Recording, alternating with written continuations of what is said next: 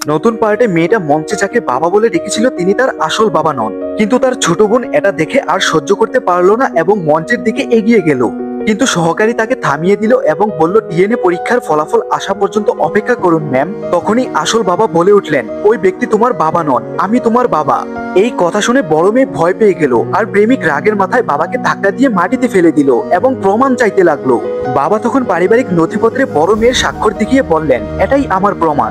কিন্তু প্রেমিক সেই কাগজ ছিঁড়ে ফেলে দিল এবং হোটেলের ম্যানেজারকে ডেকে বাবাকে বের করে দেওয়ার নির্দেশ দিল।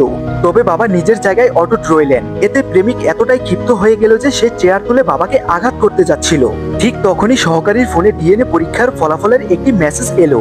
সেখানেই প্রমাণ হলো এই মানুষটি কোম্পানির নারীর সিইও এর আসল বাবা। এই কথা শুনে রাগে নারী সিইও একটি প্লেট তুলে নিয়ে তার প্রেমিকের মাথায় ছুঁড়ে মারলো, কারণ সে বুঝতে পেরেছে এটাই তার আসল বাবা।